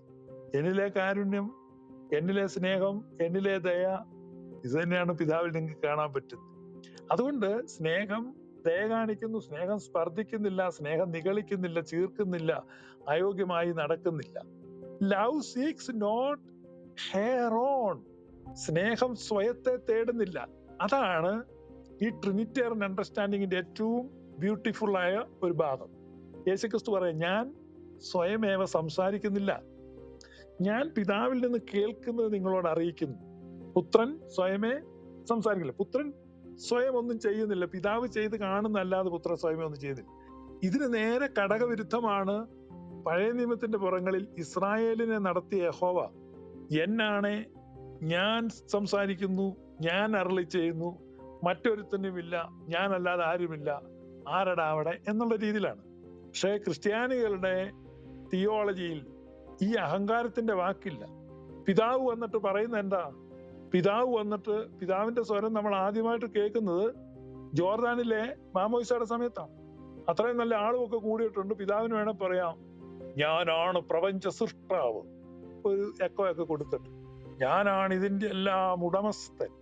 ഇതൊന്നും അല്ല, പിതാവിന് ഒറ്റ കാര്യമുള്ളൂ പറയാൻ. പിതാവ് വന്നിട്ട് പറയാണ്, behold this is my beloved sun, ഇത് എന്റെ പ്രിയപുത്രൻ. സ്വാർത്ഥം അന്വേഷിക്കുന്നില്ല. സ്നേഹം സ്വാർത്ഥം അന്വേഷിക്കുന്നില്ല. ദൈവം സ്നേഹമാകുന്നു. പക്ഷെ യഹോവ അപ്പുറത്ത് പറയുന്നത് മുഴുവൻ ഞാനാടാ വലിയ ആള്, എനിക്ക് മുമ്പ് ഒരുത്തനില്ല, എനിക്ക് ശേഷം ഒരുത്തനില്ല. ജഡത്തിന്റെ പ്രവൃത്തികൾ എന്ന് പറഞ്ഞാൽ ഗലാത്യ ലേഖനം 5 ഒരു ലിസ്റ്റ് ഉണ്ട്. ഒരു വൃത്തികെട്ട പട്ടികയാണ് എന്നേ ഞാൻ പറയത്തുള്ളൂ. നിങ്ങൾ അത് വായിക്കണം കേട്ടോ. ജഡത്തിന്റെ പ്രവൃത്തി: തുറന്നടപ്പ്, അശുദ്ധി, ദുഷ്കാമം, വിഗ്രഹാരാധന, ആഭിചാരം, പക, പിണക്കം, ജാരശങ്ക, ക്രോധശാഠ്യം, ദന്തവർഷം, ഭിന്നത, അസൂയ, മദ്യപാനം, വെറുക്കൂത്ത്. ഇത് പെന്തക്കോസ്റ്റൽ എക്സ്പീരിയൻസ് നമ്മൾ കാണാൻ പഠിച്ചിട്ടുള്ളതായതുകൊണ്ട് വെള്ളം പോലെ പറയുന്നത്. അതൊരു പ്രത്യേക കഴിവൊന്നും നിങ്ങൾ വിചാരിക്കണ്ട, അതങ്ങനെയാണ്. പരിശുദ്ധാത്മാവിന്റെ ഫലം എന്ന് പറയുമ്പോഴേ നമ്മൾ 9 എണ്ണം കാണാതെ അങ്ങോട്ട് പറയണം: സ്നേഹ, സന്തോഷ, സമാധാനം, ദയ, ദീർഘക്ഷമ, പരോപകാരം, വിശ്വസ്തത, സൗമ്യത, ഇന്ദ്രിയജയം. അപ്പൊ ഇവിടെ ഈ ജഡത്തിന്റെ പ്രവൃത്തികൾ എന്ന് പറയുന്ന തുറന്നടപ്പ്, അശുദ്ധി, ദുഷ്കാമം, വിഗ്രഹാരാധന, ആഭിചാരം, പക, പിണക്കം, ജാരശങ്ക, ക്രോധശാഠ്യം, ദന്തവർഷം, ഭിന്നത, അസൂയ, മദ്യപാനം, വെറുക്കൂത്ത്, ഇതെല്ലാം തന്നെ നമുക്ക് ഈ ഓൾഡ് ടെസ്റ്റ്മെന്റ് ദൈവസങ്കല്പത്തിൽ കാണാം. എന്നാൽ ഈ ട്രിനിറ്റിയിൽ നമ്മൾ കാണുന്ന എന്താണ്? സ്നേഹം, സന്തോഷം, സമാധാനം, ദയ, ദീർഘക്ഷമ. ഇങ്ങനെ നമ്മൾ ആ പരിശുദ്ധാത്മാവിന്റെ ഫലം, ഞാൻ പറഞ്ഞല്ലോ 3 പരിശുദ്ധാത്മാവാണ്. അപ്പൊ എത്രയധികം ഫലമാണ് വരുന്നത്. ആ ഫലമാണ് നമ്മൾ ഈ ട്രിനിറ്റിയിൽ കാണുന്നത്. അതുകൊണ്ട് എഫ്രാത്ത എഫ്രാത്ത എന്ന വാക്കിന്റെ അർത്ഥം തന്നെ ഫ്രൂട്ട്ഫുൾ, മച്ച് ഫ്രൂട്ട്. ബെയ്ത്ലഹേം എഫ്രാത്തയിലാണ് എംബോഡിമെന്റ് ഓഫ് ലവ്, ദൈവസ്നേഹം ആൾരൂപപ്പെട്ട് വരുന്നത്. അതാണ് നീയോ ബെത്ലഹേം എഫ്രാത്തെ എന്ന് മിഖ 5:2 പറയുന്നത്. എഫ്രാത്ത എന്നായിരുന്നു ആ സ്ഥലത്തിന്റെ പേര്. പിന്നീട് ആ സ്ഥലത്തിന്റെ പേര് ബെയ്ത്ലഹേം എന്നാക്കിയതാണ്. പക്ഷെ പ്രവചനം വരുമ്പോൾ രണ്ടുകൂടെ എഴുതുന്നതാണ്, ബെത്ലഹേം എഫ്രാത്തെ, അപ്പത്തിന്റെ ഭവനമായ, നിറവിന്റെ ഇടമായ ബെത്ലഹേം. അബണ്ടൻസ് ആണ്, പ്ലെന്റിഫുൾ ആണ്. അവിടേക്ക് വരുന്ന എന്താണെന്നറിയോ? അവിടെ വന്നിട്ടാണ് ദൈവസ്നേഹം ആൾരൂപമാകുന്നത്. So Jesus Christ is the image of God, ദൈവപ്രതിമയായ ക്രിസ്തു. ദൈവം എന്താണ്? Essence of God is love. So Jesus is the image of love, സ്നേഹത്തിന്റെ പ്രതിമയാണ്. അപ്പൊ സ്നേഹത്തിന്റെ പ്രതിമയായ ക്രിസ്തു ആ ട്രിനിറ്റിയെ കാണിക്കുകയാണ്. സ്നേഹത്തിന്റെ ഒരു പ്രതിമയായിട്ട്, ദൈവത്തിന്റെ പ്രതിമയായിട്ട് നിൽക്കുമ്പോൾ ആ ദൈവപ്രതിമയായ ക്രിസ്തുവാണ് is the best interpreter of our theology. He first introduced Trinity to us, വേറെ ആരുമല്ല. അതുകൊണ്ട് ക്രിസ്തുവിന്റെ വാക്കുകളിലൂടെ, ക്രിസ്തുവിനെ പഠിക്കുന്നതിലൂടെ നമ്മൾ ട്രിനിറ്റിയെ ഗ്രഹിക്കുക, പഠിക്കുക. ട്രിനിറ്റിയെ മനസ്സിലാക്കുന്നതിൽ നമ്മുടെ ആത്മീക യാത്രയിൽ ഒരിക്കലും സ്ക്രിപ്ചർ സെക്കൻഡ് ടു നൺ, അതിന് അദ്വിതീയമായ ഒരു സ്ഥാനമുണ്ട്. അതുകൊണ്ട് വിത്ത് സ്ക്രിപ്ചർ നമുക്ക് ട്രിനിറ്റിയെ മനസ്സിലാക്കാൻ സാധിക്കും. ഷുവർലി അവർ തിയോളജിക്കൽ ഫോർമുലേഷൻ ഫാക്ടേഴ്സ്, നമുക്ക് 7 ഫാക്ടേഴ്സ് ഉണ്ടെന്ന് പറഞ്ഞ് ഇതെല്ലാം ചേർത്താണ് നമ്മൾ മനസ്സിലാക്കുന്നത്. അപ്പോൾ തന്നെ ഈ പിതാവും പുത്രനും പരിശുദ്ധ റൂഹായും തികഞ്ഞ സ്നേഹത്തിലും പരമമായ ഐക്യത്തിലും അനന്തമായ ആനന്ദത്തിലും നിത്യമായി നിലനിൽക്കും. ഈ പിതാവിനും പുത്രനും പരിശുദ്ധ റൂഹായിക്കും ഒരു മനസ്സാണുള്ളത്, ഏക സ്വഭാവവും ഏകഹിതവുമാണ് അവർക്കുള്ളത്. പിതാവ് ഒരു സ്ഥലത്ത് ഒന്ന് ചിന്തിക്കുമ്പോൾ പുത്രൻ അതേ കാര്യം ചിന്തിക്കുന്നു. അതാണ് പെരിയകൊറോസിസ് എന്ന് പറയുന്നത്. അതുകൊണ്ട് അതിന്റെ കാരണം പിതാവും പുത്രനും പരിശുദ്ധ റൂഹായും. പിതാവ് സർവശക്തനാണ്, സർവശക്തിയുള്ള പിതാവ് എന്നാ പറയുന്നത്, ഓൾ മൈറ്റി ഫാദർ. അപ്പൊ പുത്രനോ അല്പപ്രാണിയാണോ? അല്പശക്തി അല്ല, പുത്രൻ ഈസ് ഓൾസോ ഓൾ മൈറ്റി. പിന്നെ ഹോളി സ്പിരിറ്റോ? Holy spirit is also almighty. അപ്പൊ നമുക്ക് 3 സർവശക്തന്മാരുണ്ട്, സർവശക്തിയുള്ള 3 ആത്മാക്കൾ.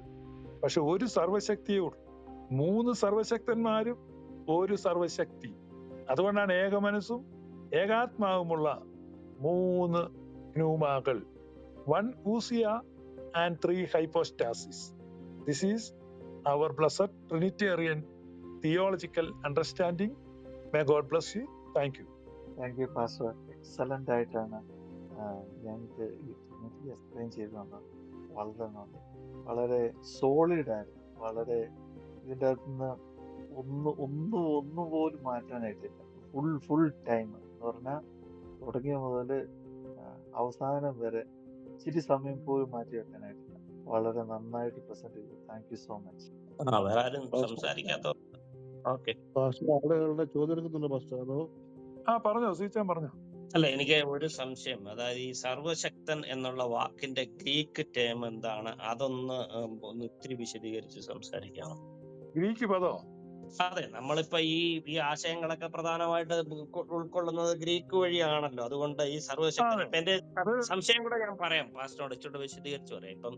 ഇപ്പൊ പിതാവ് സർവശക്തൻ, എന്തോ പാന്റോക്രാറ്റർ സംശയം എന്ന് പറഞ്ഞാൽ അതൊന്ന് വിശദീകരിക്കാമോ? അതെന്താ? ഞാൻ അതാ ചോദിച്ചത്, എന്റെ ഒരു ആശയം ഒന്ന് മനസ്സിലാക്കാൻ അല്ല, അത് ഞാൻ ആ സംശയം വന്ന ഒരു വഴി പറ, എന്നാ പിന്നെ അത് ഏത് രീതിയിൽ ഞാൻ പറയാം. അതെ, സംശയം വന്നത് കാരണം നമ്മളിപ്പോ സാമാന്യ രീതിയിൽ ഗ്രഹിക്കുമ്പോൾ സർവശക്തൻ എന്നുള്ളത് അതൊരു ഏക സ്വരൂപമായിരിക്കണം. അതിന് തുല്യമായ വേറൊരു ശക്തി ഉണ്ടാകാൻ സാധ്യതയില്ല. ഇപ്പൊ എന്റെ മനസ്സിൽ അങ്ങനെയാണ് മനസ്സിലാക്കുന്നത്. സർവശക്തരായ പലരും ഉണ്ടാകുമോ? ദൈവത്തിന്റെ സങ്കല്പത്തിൽ അങ്ങനെ വരാമോ എന്നുള്ളത് കൊണ്ടാണ് ഞാൻ ഈ ചോദിച്ചത്.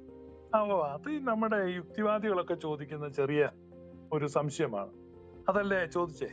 അതെ, ഞാൻ ആ സംശയം തന്നെയാണ് ഞാൻ ചോദിച്ചത്. അതിന്റെ ക്ലാരിറ്റിക്ക് വേണ്ടിയിട്ടാണ് ചോദിച്ചത്. അതാണ് 3 സർവശക്തന്മാരും ഒരു സർവശക്തിയുമാണ് ഉള്ളത്, 3 സർവശക്തിയല്ല. അതാണ് നമ്മുടെ വിശദീകരണം. 3 സർവശക്തന്മാരും ഒരു സർവശക്തിയും ആണുള്ളത്. മനസ്സിലായോ? എനിക്ക് മനസ്സിലായി. അപ്പോൾ ഞാൻ ചോദിക്കുന്നത്, നമ്മുടെ ഈ സർവശക്തി, അപ്പൊ നമ്മുടെ സർവശക്തി ആകുമോ നമ്മുടെ ദൈവസങ്കല്പം? എങ്ങനെയാ? അല്ല, സർവശക്തൻ, അതായത് പിതാവ്, പുത്രൻ, പരിശുദ്ധാത്മാവ് എന്നതിന് പകരം ഈ സർവശക്തിയാണോ നമ്മുടെ ദൈവസങ്കല്പം? അപ്പൊ സുപ്രീം കോർട്ടായിട്ട് നമ്മൾ കരുതേണ്ടത്? അത് ശക്തിയല്ല, അത് അതോ ഈ ദൈവം സോറി ശക്തിയല്ല, ദൈവത്തിന്റെ ശക്തിയാണ്. ദൈവത്തിന്റെ ശക്തിയാണ് അത്. നമ്മൾ ഈ ഇൻഫീരിയർ വേൾഡിൽ നിൽക്കുകയും നമ്മളിൽ ഈ സെൽഫ് നിൽക്കുകയും, അതായത് സ്വാർത്ഥത നിൽക്കുകയും ചെയ്യുന്നത് കൊണ്ടാണ് നമുക്കിത് അണ്ടർസ്റ്റാൻഡ് ചെയ്യാൻ വലിയൊരു ബുദ്ധിമുട്ടായിട്ട് തോന്നുന്നത്. കാരണം നമ്മൾ 3 പേഴ്സൺസ് എന്ന് പറയുമ്പോഴേ 3 പേരുടെ പെട്ടി, 3 പേരുടെ മേശ, 3 പേരുടേതായ പ്രൈവറ്റ് സ്പേസ്, പ്രൈവറ്റ് ബിലോങ്ങിങ്സ്, ഇങ്ങനെ നമ്മൾ അങ്ങ് ചിന്തിച്ചു പോവുക. ഇപ്പൊ നമ്മുടെ വീട്ടിലോട്ട് 2 പേര് വരുന്നു, അപ്പൊ അവരെ എവിടെ കിടത്തും? നമ്മൾ എപ്പോഴും ഒരു വ്യക്തി എന്ന് കേൾക്കുമ്പോഴേ അയാളുടെ ഒരു ഇടം, അയാളുടെ സ്വകാര്യത, അയാളുടെ സ്വാർത്ഥത, അയാളുടെ പ്രൈവസി, ഇങ്ങനെ അങ്ങ് ചിന്തിക്കുക. പക്ഷെ ഈ ട്രിനിറ്റി എന്ന് പറയുമ്പോൾ അങ്ങനെയല്ല. അവർക്ക് അവിടെ സ്വാർത്ഥതയില്ല. സ്നേഹം സ്വാർത്ഥത അന്വേഷിക്കുന്നില്ല. ഇപ്പൊ ഞാൻ വായിച്ചു തീർത്താ കൊരിന്ത്യർ ലേഖനം 13. ട്രിനിറ്റേറിയൻ അണ്ടർസ്റ്റാൻഡിങ്ങിൽ അവിടെ പിതാവ് സകലതും പുത്രനെ ഏൽപ്പിച്ചിരിക്കുകയാണ്. ഈവൻ ജഡ്ജ്മെന്റ് പോലും പുത്രനെ ഏൽപ്പിച്ചിരിക്കുന്നു, സകലതും. കാരണം പിതാവിനെ ബഹുമാനിക്കുന്ന പോലെ പുത്രനെ ബഹുമാനിക്കണം. അപ്പൊ പുത്രൻ എന്ത് ചെയ്യണം? പുത്രൻ തന്റെ സകലതും പിതാവിന് സമർപ്പിക്കുകയാണ്. അപ്പൊ പിതാവിൽ നിന്ന് പുത്രനിലേക്കുള്ള വലിയ സ്നേഹപ്രവാഹമായി പരിശുദ്ധാത്മാവ് നിൽക്കുന്നതാണ് സെയിന്റ് അഗസ്റ്റിൻ അദ്ദേഹത്തിന്റെ ട്രിനിറ്റിയുടെ പുസ്തകത്തിൽ പറയുന്നത്. അപ്പൊ ഈ പിതാവും പുത്രനും പരിശുദ്ധാത്മാവും അവര് സ്വാർത്ഥത ഇല്ലാത്തവരാണ്. അപ്പൊ അവരുടെ വർക്കിംഗ് ഫോഴ്സ് എന്ന് പറയുന്നത് സെയിം ആണ്, ഒന്നാണ്. അതാണ് ഒരേ ഊസിയായിൽ അവർ നിൽക്കുന്നു. 3 ഹൈപ്പോസ്റ്റാസിസ്, 3 ബോധകേന്ദ്രങ്ങളാണ് ഈ വലിയ ഊർജ പ്രവാഹത്തിനകത്തുള്ളത്. ഈ ഊർജ പ്രവാഹം ഒന്നാണ്. അപ്പൊ പിതാവ് ഒരു കാര്യം ചിന്തിക്കുന്ന ആ സമയത്ത് തന്നെ പുത്രനും അത് തന്നെ ചിന്തിക്കുന്നു, പരിശുദ്ധാത്മാവ് അത് തന്നെ ചിന്തിക്കുന്നു. അതാണ് ഈ പെരിക്കോറോസിസ് എന്നതുകൊണ്ട് നമ്മൾ വിശദീകരിക്കുന്നത്. നമ്മൾക്ക് ഇപ്പൊ ഈ ഭാരതീയ പുരാണത്തിൽ ബ്രഹ്മാവ്, വിഷ്ണു, മഹേശ്വരൻ, ബ്രഹ്മാവ് പാൽക്കടലിൽ ഇരിക്കുന്നു, വൈകുണ്ഠത്തിൽ വിഷ്ണു ഇരിക്കുന്നു, കൈലാസത്തിൽ ശിവൻ ഇരിക്കുന്നു. ഇവര് 3 തമ്മിൽ യുദ്ധം ഉണ്ടായി, എത്ര അടിയും പിടിയും ഉണ്ടാകുന്നുണ്ട്. കോൺഫ്ലിക്റ്റ്, ഭയങ്കര ഈഗോ ക്ലാഷും കോൺഫ്ലിക്റ്റും ഫൈറ്റിങ്ങും. ഒരാൾ അവിടെ എഴുന്നേറ്റിരിക്കുന്നു, പിന്നെ ഇവരെ സമാധാനിപ്പിക്കുക ഇവരുടെ ഇടയിൽ മുനിമാർ ഓടുന്നു. ഇവിടുന്ന് ഒരു മുനി ഓടിപ്പോയി അവിടെ പോയി തടയുന്നു, സമാധാനിപ്പിക്കുന്നു. പിന്നെ ഇവിടുത്തെ ന്യൂസും കൊണ്ട് അങ്ങോട്ട് നാരദൻ പോകുന്നു, അവിടെ ചെന്ന് അവിടുത്തെ ന്യൂസും കൊണ്ട് ഇങ്ങനെ ഈ പരസ്പരം കളിച്ച് ഈ 3 കുന്നുംപുറത്ത് ഇങ്ങനെ ഒരാള് പാമ്പിന്റെ അകത്ത് പാലായില്ല കിടക്കുന്നത്. ഈ ഇങ്ങനത്തെ ചിന്തകളെല്ലാം നമുക്കുള്ളത് കൊണ്ട് കുറച്ചു മുമ്പേ അതിജീവിതരുടെ റൂമിലിരുന്ന് ഒരു നിരീശ്വരവാദി ട്രിനിറ്റി പറയുമ്പോൾ ഇതൊക്കെ വേറെ പല മതത്തിലുണ്ട്. ഒരിടത്തും ഇല്ല. വേറെ ഒരിടത്തും ഇല്ലെന്നല്ല, ഈ പ്രപഞ്ചത്തിൽ ഒരിടത്തും ട്രിനിറ്റിക്ക് ഒരു മോഡൽ ഇല്ല, ഒരു മതത്തിലും ഇല്ല, ഒരു ഫിലോസഫിയിലും ഇല്ല. This is not adopted from anywhere. ഇത് എങ്ങനെയും അഡോപ്റ്റ് ചെയ്തിട്ടുള്ള ഒരു തിയോളജി അല്ല. ട്രിനിറ്റിക്ക് ഇക്വലന്റ് ആയിട്ട് ഒരു സിദ്ധാന്തവും ഇല്ല, വെറുതെ പറയുന്നതാണ്. ഇത് അദ്വിതീയമായ യുണീക്ക് തിയോളജിയാണ്, അല്ലാതെ വേറെ ആരുടെ അഡോപ്റ്റ് ചെയ്തല്ല. അങ്ങനെ പറഞ്ഞാൽ കൊണ്ടുവരിക. അപ്പം ഈ ഹിന്ദു മതത്തിൽ ഇതുണ്ട്, ബ്രഹ്മാ, വിഷ്ണു, മഹേശ്വരുണ്ട്. അതും ട്രിനിറ്റി ആയിട്ട് ഒരു സാമ്യമില്ല. അപ്പൊ അതുകൊണ്ടാണ് നമുക്ക് ഇത് ചിന്ത വരുന്നത്, 3 സർവശക്തന്മാരുണ്ട്, പിന്നെ എങ്ങനെ ഒക്കുന്നത്? അങ്ങനെയല്ല, ഇത് ഒരു സർവശക്തിയേ ഉള്ളൂ. പാസ്റ്റർ, ഞാൻ സോളമനാണ്. ഒരു ചോദ്യം ചോദിക്കട്ടെ അല്ലല്ല, ഇത് പാസ്റ്റർ? സിവിച്ചാൻ കംപ്ലീറ്റ് ആയ അദ്ദേഹത്തിന് റിട്ടയർ ആയെങ്കിൽ പറയാൻ. ഒറ്റ ചോദ്യങ്ങളും കൂടെ ചോദിച്ചിട്ട് ഞാൻ നിർത്താം. ഇപ്പൊ പാസ്റ്റർ പറഞ്ഞതുപോലെ ഇത് യുണീക്ക് ആണെന്ന് പറയുമ്പോൾ ഈ പലപ്പോഴും പറയുന്ന ഒരു ആർഗ്യുമെന്റ് ആണ് നമ്മൾ കേൾക്കുന്നതാണ്, ഈ ഒരു ട്രിനിറ്റി എന്നുള്ള സങ്കല്പം ക്രൈസ്തവര് സ്വീകരിച്ചത്, അല്ലെങ്കിൽ സ്വീകരിച്ചതെന്ന് പറയണ്ട, എക്സ്പ്ലെയിൻ ചെയ്യുന്നത് ഗ്രീക്ക് ഫിലോസഫി, പ്രത്യേകിച്ച് പ്ലേറ്റോണിയൻ ഫിലോസഫി ഒക്കെ വെച്ചിട്ടാണ് എന്ന് പറയുന്ന ഒരു ആർഗ്യുമെന്റ് ഞാൻ കേട്ടിട്ടുണ്ട്.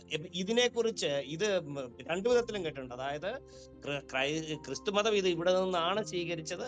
വേറൊരു ഒരു ആർഗ്യുമെന്റ്, ക്രിസ്തുമതം ഇത് വിശദീകരിക്കാൻ ബുദ്ധിമുട്ടായത് കാരണം നമ്മൾ ഗ്രീക്ക് ഫിലോസഫി എടുക്കുന്നു. ഇതിനെക്കുറിച്ച് അല്പം, കാരണം എനിക്ക് ഇതൊരു ആർഗ്യുമെന്റ് ആയിട്ടോ ചോദ്യമായിട്ടോ അല്ല, ഞാനിതൊരു വിശദീകരണത്തിന് വേണ്ടി പാസ്റ്റർ ഇതേക്കുറിച്ച് അല്പം ഒന്ന് സംസാരിക്കാം. സംസാരിക്കാം. അത് ഒരിക്കലും നമ്മൾ ഏറ്റവും ആമുഖമായിട്ട് ഞാൻ പറയാം, ഈ ക്രിസ്ത്യൻ ട്രിനിറ്റേറിയൻ ഈ തിയോളജി ഒരു കാരണവശാലും ലോകത്തിലെ ഒരു മതത്തിലോ ഒരു ഫിലോസഫിയിലോ ഇല്ല.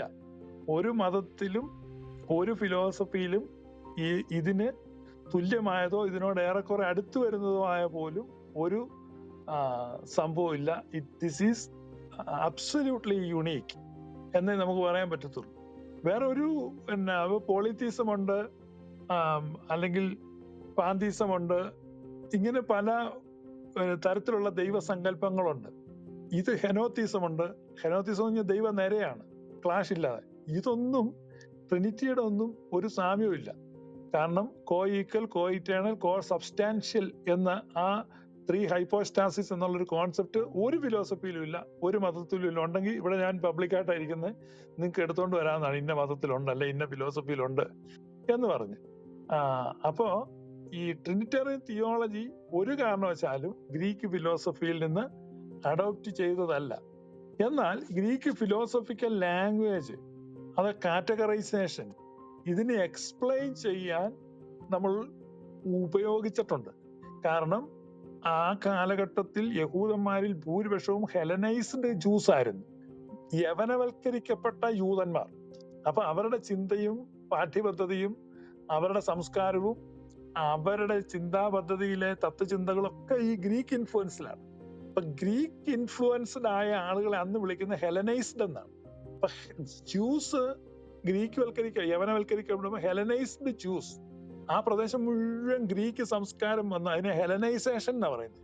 അത് അലക്സാണ്ടർ ചക്രവർത്തിയുടെ വിജയത്തിന്റെ തേരോട്ടത്തിലാണ് സംഭവിക്കുന്നത്. വലിയ ആ ഗ്രീക്ക് സംസ്കാരം അങ്ങ് കൊടികുത്തി. ഇപ്പൊ തന്നെ നമുക്കറിയാം, പണവും അധികാരവും ഉണ്ടെങ്കിൽ ആ സംസ്കാരം, ഇപ്പൊ അമേരിക്കൻ യാങ്കി സംസ്കാരം ലോകം മുഴുവൻ എന്ത്, അമേരിക്കയുടെ പണവും അമേരിക്കയുടെ പ്രതാപവും അമേരിക്കയുടെ ശക്തിയും അമേരിക്കയുടെ സ്വാധീനവും കൊണ്ട് അമേരിക്കൻ കൾച്ചർ, നമ്മുടെ നാട്ടിൻപുറത്തുള്ളവർ പോലെ യാ എന്ന് പറഞ്ഞ് ഈ അമേരിക്കൻ ലാംഗ്വേജും പറഞ്ഞ് അമേരിക്കക്കാരുടെ മുറിനിക്കറും ഇട്ട് ആ സംസ്കാരം ഇങ്ങനെ ഇൻഫിൽട്രേറ്റ് ചെയ്യും.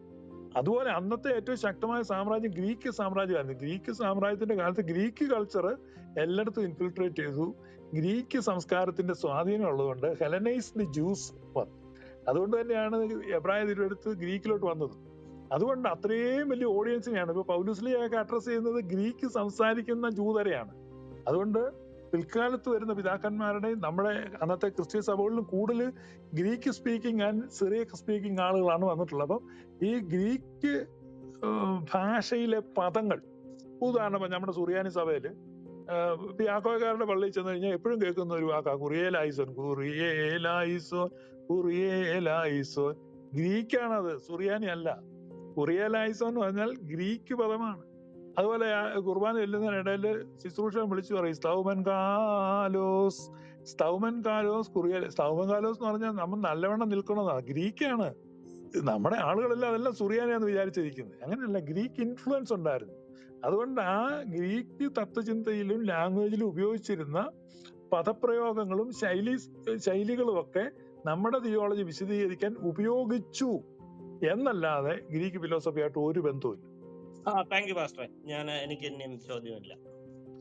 പാസ്റ്റർ, എന്റെ ചോദ്യം എന്ന് വെച്ചാല് നമ്മുടെ ക്രിസ്ത്യൻ ബെനഡിക്ഷനെ കുറിച്ച് പാസ്റ്റർ പറഞ്ഞല്ലോ. അപ്പൊ അത് ഞാൻ ഒരിക്കലും ഒരു യഹോസാക്ഷിയായിട്ട് സംസാരിച്ചിരിക്കുകയായിരുന്നു. അപ്പോ 2 കാര്യങ്ങളാണ് വളരെ ഇൻട്രസ്റ്റിംഗ് ആയിട്ടുള്ള കാര്യത്തിലുള്ളത്. ഒന്ന്, നമ്മുടെ കർത്താവായ യേശുക്രിസ്തുവിന്റെ കൃപയും പിതാവായ ദൈവത്തിന്റെ സ്നേഹവും പരിശുദ്ധാത്മാവിന്റെ ഫെലോഷിപ്പും കൂട്ടായ്മയും നിങ്ങളുടെ ഒപ്പം ഇരിക്കട്ടെ എന്നാണ് വാക്യം കൃത്യമായിട്ടുള്ളത്. അപ്പോ ഇതിനകത്ത് ആ സഹോദരൻ പറഞ്ഞത് യേശു കൃപ ചൊരിയാൻ മാത്രം ശക്തനായ ദൈവമല്ല, യേശുക്രിസ്തുവിൽ നമ്മൾ കണ്ട ദൈവകൃപ എന്നാണ് ആ വാക്യത്തെ മനസ്സിലാക്കേണ്ടത് എന്നാണ് അദ്ദേഹം പറഞ്ഞത്. ആ ഒരു കാര്യത്തോട് താങ്കൾ എങ്ങനെയാണ് പ്രതികരിക്കുന്നത്? അങ്ങനെയല്ല എഴുതിയിരിക്കുന്നിടത്തോളം കാലം യഹോസാക്ഷിക്കാരന് അവന്റെ ഉപദേശം സ്ഥാപിക്കാൻ വേണ്ടി അങ്ങനെ മനസ്സിലാക്കേണ്ടി വരും. അത് നമുക്ക് നടന്നു പോകുന്ന വഴിയിൽ കിടന്ന് നല്ലൊരു ചെരുപ്പ് കിട്ടുന്നു, ചെരുപ്പിന് നല്ല ഭംഗിയുണ്ട്, നോക്കുമ്പോൾ നല്ല ഉറപ്പുണ്ട്, അധികം പഴക്കമില്ല, കുറെ കൂടെ ഉപയോഗിക്കാം, ഈ കാര്യങ്ങളെല്ലാം മനസ്സിലാക്കി. പക്ഷെ കാലേ വെക്കുമ്പോൾ ഈ ചെരുപ്പ് അല്പം ചെറുതാ, 1 ഇഞ്ച് ചെറുതാ. വലിയ സങ്കടമായി. ഇപ്പൊ എന്ത് ചെയ്യണം? ചെരുപ്പിന്റെ അളവിന് കാല് മുറിക്കണം, പിന്നെ മുറിക്കാൻ തീരുമാനിക്കണം, കാരണം ചെരുപ്പ് അത്രയും നല്ലതാണ്. അപ്പൊ യഹോസാക്ഷിക്കാരുടെ വികലമായ ഉപദേശത്തിന് ഈ യഹോവ എന്ന് പറയുന്ന ഏകനും ഭീകരനും രക്തദാഹിയുമായ ഇസ്രായേലിന്റെ ഗോത്ര ദൈവത്തിനനുസരിച്ച് ഈ ക്രിസ്ത്യ ഉപദേശത്തെ എന്ത് ചെയ്യണം? മുറിച്ച് വികലമാക്കണം. അതാണ് യഹോസാക്ഷിക്കാർ ചെയ്യുന്നത്, ഏകനായ ദൈവത്തെ അവതരിപ്പിക്കണം. അതുകൊണ്ട് ഈ ട്രിനിറ്ററിയൻ സ്റ്റേറ്റ്മെന്റിനെ അവരും മുറിക്കാൻ നിർബന്ധിതരാകും. നമുക്ക് അതിന്റെ ആവശ്യമില്ലാണ്. നമ്മുടെ കർത്താവ് നമ്മളെ പഠിപ്പിച്ചിരിക്കുന്നത് പിതാവും പുത്രനും പരിശുദ്ധാത്മാവുന്ന. അങ്ങനെ നമുക്ക് മനസ്സിലാക്കാം. ഇന്നും നമ്മുടെ ബെനഡിക്ഷൻ അതാണ്. കർത്താവായ യേശുക്രിസ്തുവിലുള്ള ദൈവത്തിന്റെ സ്നേഹമൊന്നും അല്ല അവിടെ. കർത്താവായ യേശുക്രിസ്തുവിന്റെ കൃപയും ദൈവത്തിന്റെ സ്നേഹവും പരിശുദ്ധാത്മാവിന്റെ കൂട്ടായ്മയും നിങ്ങളോടുകൂടെ ഇരിക്കുമാറാകട്ടെ. അതിന് യഹോവ സാക്ഷിക്കാർ എങ്ങനെ മനസ്സിലാക്കുന്നു എന്നുള്ളത് നമ്മളെ ബാധിക്കുന്നില്ല. തിരുവെഴുത്തിൽ ഇങ്ങനെ എഴുതിയിരിക്കുന്നു. രണ്ടാമത്തെ വാക്യം ആ വാക്യമായിട്ട് തന്നെ ബന്ധപ്പെട്ടതാണ്. അപ്പോൾ ഇതിനകത്ത് സാധാരണ നമ്മൾ ഈ ട്രിനിറ്റേറിയൻ കോണ്ടെക്സ്റ്റ് ബൈബിളിൽ എവിടെ കണ്ടാലും പിതാവിനെയാണ് ശരിക്കും ആദ്യം വയ്ക്കുന്നത്. നിങ്ങളെല്ലാവരും ലോകം പുറപ്പെട്ടു പോയി പിതാവിന്റെയും പുത്രന്റെയും പരിശുദ്ധാത്മാവിന്റെ നാമത്തിൽ സ്നാനം. പക്ഷെ ഈ ബെനഡിക്ഷനിൽ മാത്രം ആദ്യമായിട്ട് യേശുവിനെയാണ് ആദ്യം വയ്ക്കുന്നത്. യേശു ക്രിസ്തു, നമ്മുടെ കർത്താവായ യേശു ക്രിസ്തുവിന്റെ കൃപയും. രണ്ടാമതാണ് പിതാവിനെ വയ്ക്കുന്നത്. ആ ഒരു ഓർഡറിങ് എനിക്കത് എന്തുകൊണ്ടാണ് അങ്ങനെ വന്നത് ഞാൻ എപ്പോഴും ആലോചിക്കാറുണ്ട്. കാരണം അത് വളരെ ഒരു ചാർട്ട് ബസ്റ്റിംഗ് ഓർഡർ ആണ്. അത് ഓർഡർ ബസ്റ്റിംഗ് ആയിട്ടുള്ള ഒരു കൺവെൻഷൻ ആണ്. ഇത് ഇവിടെ ഈ ഒരു വാക്യത്തിൽ മാത്രമേ നമുക്ക് കാണാനുള്ളൂ. കാരണം മറ്റു ലേഖനങ്ങളിലൊക്കെയും ആദ്യം പിതാവായ ദൈവത്തിന്റെ സ്നേഹവും യേശു ക്രിസ്തുവിന്റെ കൃപയും അങ്ങനെയായിരിക്കും എപ്പോഴും നമ്മൾ കാണുന്നുള്ളൂ. അപ്പോൾ ഈ ഒരു ഇതിൽ മാത്രം യേശുവിന്റെ കൃപ എന്നുള്ളത് ഫസ്റ്റ് ഫ്രൈസ് ആയിട്ട് കോയനൻ ഗ്രീക്കിൽ വയ്ക്കാനായിട്ടുള്ള കാരണം താങ്കൾ എന്താണ് വിചാരിക്കുന്നത്? Thank you. കർത്താവായ യേശു ക്രിസ്തുവിലൂടെയാണ് നമുക്കിതെല്ലാം സംഭവിക്കുന്നത്. കർത്താവായ യേശു ക്രിസ്തുവിലൂടെയാണ് നമുക്ക് ഈ അണ്ടർസ്റ്റാൻഡിങ്ങും ഈ സാൽവേഷനും ഈ ഫെലോഷിപ്പും എല്ലാം വന്നിരിക്കുന്നത്. അതുകൊണ്ട് we start with Jesus Christ. അതുകൊണ്ടാണ് കർത്താവായ യേശു ക്രിസ്തുവിന്റെ കൃപയും ആ കൃപയാലാണ് ഇതെല്ലാം സംഭവിച്ചിരിക്കുന്നത്. ദൈവത്തിന്റെ സ്നേഹത്തെ നമ്മൾ അനുഭവിക്കുന്നത് പോലും ആ കൃപയിലൂടെയാണ്. സ്നേഹം നിമിത്തം നമ്മൾ കൃപയിലേക്ക് വരികയല്ല, കൃപ നിമിത്തം നമ്മൾ സ്നേഹത്തിലേക്കാണ് വരുന്നത്. അതുകൊണ്ടാണ് അങ്ങനെ പൗലോസിൽ എഴുതിയിരിക്കുന്നത്, കർത്താവായ യേശു ക്രിസ്തുവിന്റെ കൃപയും ദൈവത്തിന്റെ സ്നേഹവും പരിശുദ്ധാത്മാവിന്റെ കൂട്ടായ്മയും നിങ്ങളോടുകൂടി ഇരിക്കട്ടെ. അതാണ് ഏറ്റവും എക്സലന്റ് ഓർഡർ. അതിനകത്ത് എനിക്ക് ഒരു ഇതും തോന്നിയിട്ടില്ല. ആ ഓർഡർ എപ്പോഴും ഞാൻ ഓർക്കും. ഞാൻ ആശീർവാദം പറഞ്ഞ കാലത്തെല്ലാം അങ്ങനെ തന്നെയാണ് പറഞ്ഞിട്ടുള്ളത്. പിതാവായ ദൈവത്തിന്റെ സ്നേഹവും ഏകജാതനായ പുത്രന്റെ കൃപയും എന്ന് പറഞ്ഞാണ് ട്രഡീഷണൽ ബെനഡിക്ഷൻ. പക്ഷെ എൻ്റെ പഴയ വീഡിയോ ടേപ്പൊക്കെ നിങ്ങൾ നോക്കിയാൽ ഞാൻ പെന്തക്കോസ്റ്റൽ ഫെലോഷിപ്പിലൊക്കെ ഇരുന്ന സമയത്ത് ഒരിക്കൽ പോലും പിതാവിൻ്റെ എന്ന് പറഞ്ഞാൽ ഞാൻ എപ്പോഴും ഈ ബെനഡിക്ഷൻ ഫോർമാറ്റാണ് ഉപയോഗിക്കുന്നത്. അതുകൊണ്ട് ഞാനിവിടെ ആയിരുന്നു, ഞങ്ങളുടെ പാസ്റ്റർ ചോദിക്കുമായിരുന്നു, എന്നാ നിങ്ങൾ ഇങ്ങനത്തെ പുള്ളി പിതാവ് വെച്ച് പറഞ്ഞത് ദിസ് ഈസ് ഫോളോയിൻ ഫോർമാറ്റ്. അതാണ് ഐ ലൈക്ക് ഇറ്റ്. ഇനി വേറൊരാൾ പരിശുദ്ധാത്മാവിനെ ആദ്യം ഇന്ന് നമ്മളോട് പരിശുദ്ധാത്മാവിന്റെ കൂട്ടായ്മയും പുത്രന്റെ കൃപയും പിതാവിന്റെ സ്നേഹം ഉണ്ടായിരിക്കട്ടെ എന്ന് പറഞ്ഞാൽ കുഴപ്പമില്ല. കാരണം പിതാവും പുത്രനും പരിശുദ്ധാത്മാവും സമസ്തുത്യരാണ്. ആക്സിയോളജിക്കലി ദേ ആർ ഈക്വൽ. അതുകൊണ്ട് അവിടെ ഒരു ഈഗോ ക്ലാഷിന്റെയോ അവിടെ ഒരു ഹൈറാർക്കിക്കൽ ഒരു ഹൈറാർക്കിക്കലായിട്ടുള്ള ഒരു ഇഷ്യൂ ഒന്നും ഇല്ല. അതൊക്കെ നമ്മൾ തോന്നുന്നത്. അത് ശരിക്കും ട്രിനിറ്റേറിയൻ അണ്ടർസ്റ്റാൻഡിങ്ങിൽ ഞാൻ ഇത്രയും നേരം പറഞ്ഞുകൊണ്ടിരുന്നതാണ്. They are coequal and coeternal. സമസ്തുത്യരാണ്, സമനിത്യരാണ്, അതുകൊണ്ട് സമസത്തയാണ്. അപ്പൊ അതുകൊണ്ട് അവിടെ യാതൊരു പ്രശ്നവുമില്ല അതിനകത്ത്. ട്രിനിറ്റി സത്യത്തിൽ മനസ്സിലാക്കാൻ തന്നെ ഒരു നല്ല നിദർശനമാണത്. അത് ചൂണ്ടിക്കാണിച്ചത്, സോളമൻ ചൂണ്ടിക്കാണിച്ചത് നന്നായി. ഈ ഓർഡർ മാറിയാലും അത് ട്രിനിറ്റി തന്നെയാണ്. അല്ല, ഇത് ക്രിസ്ത്യൻ ഫെയ്ത്തിലുള്ളവർ ഒബ്സർവ് ചെയ്തിട്ടുണ്ടാവില്ല. പക്ഷെ ഈ ഒരു വേഴ്സിൽ മാത്രമാണ് യേശു ക്രിസ്തുവിന്റെ കൃപ എന്നുള്ള ഫസ്റ്റ് ആയിട്ട് വരുന്നത്. അത് എന്തുകൊണ്ടാണ് ഞാൻ എപ്പോഴും ആലോചിക്കുന്നത്. എനിക്ക് തന്നെ ഒരു തൃപ്തി വരെ മറുപടി കിട്ടുന്നില്ല. പക്ഷെ that's very unique about that past. അപ്പൊ എന്റെ അവസാന ചോദ്യം എന്ന് വെച്ചാൽ, ശരിക്കും ഇതൊരു അഡ്വാൻസ് ചോദ്യമാണ്. ശരിക്കും ഈ ട്രിനിറ്റിയിലുള്ള role even after Jesus glorification, നമ്മൾ കൊരിന്ത്യർ ലേഖനം വായിക്കുന്ന സമയത്ത് സകലതും അവന്റെ കാൽ കീഴിൽ വയ്ക്കും എന്ന് പറയുമ്പോൾ ഈ സകലതും യേശുവിന്റെ കാൽ കീഴിൽ വയ്ക്കുന്ന പിതാവ് തന്നെയും ഉൾപ്പെടുന്നില്ല. സകലതും യേശുവിന്റെ കാൽ കീഴിൽ അതിനുശേഷം പുത്രൻ തന്നെയും പിതാവിന് സബ്ജക്റ്റഡ് ആവുകയും so that God may be overall. കൊരിന്ത്യർ ലേഖനത്തിലാണ് ആ വാക്യമുള്ളത്. അപ്പോ ഒരു ഇറ്റേണിറ്റിയിലും യേശുവിന് ശരിക്കും പറഞ്ഞാൽ ആ ഒരു സബ്ജക്റ്റീവ് റോള്, സബ്ജക്റ്റീവ് എന്ന് വെച്ചാൽ ഞാൻ ഇൻഫീരിയർ എന്ന് ഞാൻ ഉദ്ദേശിക്കുന്നില്ല, ആ ഒരു സബ്ജക്റ്റീവ് റോള് തന്നെ തുടരും എന്നുള്ള ഒരു അണ്ടർസ്റ്റാൻഡിംഗ് ആണ് നമുക്ക് വാക്യത്തിൽ കിട്ടുന്നത്. അപ്പൊ പാസ്റ്റർ അതിനെ കുറിച്ച് ഒരു എക്സ്പ്ലെയിൻ ചെയ്യാം. അത് സൃഷ്ടിയോടുള്ള ബന്ധത്തിലാണ്, ക്രിയേഷനോടുള്ള ബന്ധത്തിലാണ് അത് നമുക്ക് കാണുന്നത്. ബിയോണ്ട് ക്രിയേഷൻ അവിടെ അങ്ങനെയുള്ള ഏറ്റക്കുറച്ചിലുകൾ ഒന്നുമില്ല. അപ്പൊ ക്രിയേഷനകത്ത് നിന്നിട്ട് with reference to the creation ആണ് ആ statement. Okay, thank you pastor. മറ്റാളുടെ അടുത്തോളൂ. Thank you. ഫാസ്റ്റർ പറഞ്ഞു ഒന്ന് ഹോളി സ്പിരിറ്റ് ആണ്. അപ്പം അത് ഈ 2 കൊരിന്ത്യർ 3:17 പറയുന്നുണ്ട് കർത്താവ് ആത്മാവാകുന്നു. യഥാർത്ഥത്തിൽ അത് യേശുക്രിസ്തുവിനെ അല്ലേ പറയുന്നത്? 100% അത് തന്നെ. പ്ലസം പഠിച്ചു പോയല്ലോ. കാരണം ഞാൻ അവിടെ വായിച്ചു നോക്കിയപ്പോൾ യേശുക്രിസ്തു ജീസസ് ക്രൈസ്റ്റിനെ കുറിച്ചാണ് അത് പറഞ്ഞ ആ മൊത്തം പറയുന്നത്. അപ്പം കർത്താവ് ആത്മാവാണെന്ന് പറയുമ്പോൾ എന്നാ സമയം കളയണ്ട, അതിജീവിതത്തിൽ പോയി ഒന്ന് അവതരിപ്പിച്ചു. അപ്പൊ നമുക്ക് ഇനിയിപ്പം അധികം ചോദ്യങ്ങളൊന്നും ഇല്ലാത്തതുകൊണ്ട് നമുക്കിത് വൈൻഡപ്പ് ചെയ്യാം. കൊന്യാവ് ഒരു നന്ദി പറയാം, നമുക്കത് ക്ലോസ് ചെയ്യാം. കൊന്യാവ് ഉണ്ടോ? നമ്മുടെ ഈ കോമഡായിട്ടുള്ള സാഹചര്യങ്ങളൊക്കെ മനസ്സിലാക്കി കാണുമല്ലോ. പാസ്റ്റർ ഒരു 1.5 മണിക്കൂർ എടുത്ത് കൃത്യമായ കാര്യങ്ങൾ ചരിത്രപരമായും സഭാപരമായും കാര്യങ്ങൾ വിശദീകരിച്ചിട്ടുണ്ട്. ഇനിയും സംശയമുള്ളവർക്ക് അടുത്ത റൂമുകളിൽ നമുക്ക് കാണാം.